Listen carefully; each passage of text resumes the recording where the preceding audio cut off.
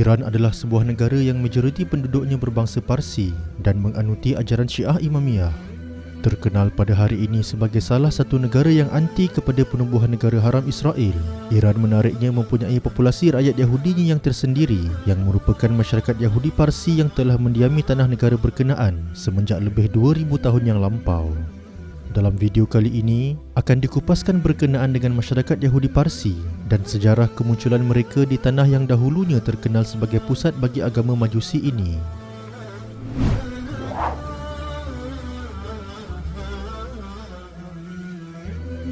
Kewujudan masyarakat Yahudi Parsi di negara Iran pada hari ini mempunyai akar sejarah yang panjang di mana ia berasal-usul daripada kelompok masyarakat Yahudi Mesopotamia atau Iraq yang telah wujud semenjak dari sebelum era kemunculan Nabi Isa AS.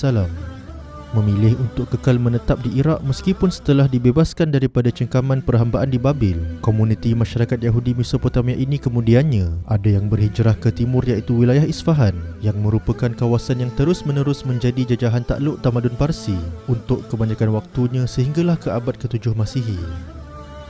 Semasa era pemerintahan Maharaja Parsi Yazdegerd pertama, satu pertempatan Yahudi telah didirikan berhampiran dengan salah satu kota wilayah Isfahan iaitu Gai.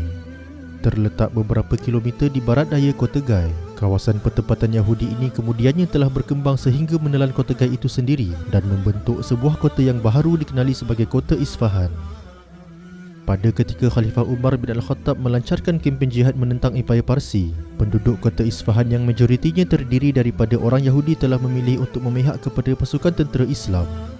Perkara ini telah menyebabkan misi penaklukan kota Isfahan menjadi mudah dan seterusnya telah membuka jalan kepada penawanan keseluruhan Empayar Parsi dalam tempoh kurang sedekad kemudian. Faktor utama yang membawa kepada berpihaknya komuniti Yahudi Isfahan secara khusus dan Yahudi di seluruh Parsi secara umum terhadap pasukan tentera Islam adalah berpunca daripada penindasan yang diterima oleh mereka daripada pemerintah Parsi yang beragama Majusi pada masa tersebut. Faktor jaminan hak kebebasan beragama bagi Ahlul Zimmah pula, yakni orang kafir yang membayar cukai jizyah dalam sistem kenegaraan Islam, seterusnya menambahkan lagi kecenderungan komuniti Yahudi Parsi ini untuk memberikan sokongan mereka kepada pasukan tentera Islam yang sedang berusaha menawan Empayar Parsi. Kehidupan masyarakat Yahudi Parsi yang kemudiannya berlangsung di bawah naungan pemerintahan Islam berjalan dalam keadaan yang baik bagi kebanyakan waktu. Perkara ini dapat dibuktikan melalui pertambahan populasi masyarakat Yahudi Parsi, terutamanya di kawasan antara Isfahan dan Shushtar, di mana saiz populasi masyarakat Yahudi Parsi yang besar di wilayah antara dua kota berkenaan semasa era pemerintahan Islam telah membawa sehingga wujudnya istilah Yahudistan atau tanah orang Yahudi dalam bahasa Parsi bagi merujuk kepada kawasan tersebut. Pada hari ini, masih terdapat sekitar 9,000 orang Yahudi Parsi yang masih menetap di Iran yang merupakan negara Parsi moden dan sekitar 1,500 orang daripadanya bahkan masih menetap di kota Isfahan yang merupakan pusat pertempatan pertama masyarakat Yahudi di wilayah Parsi.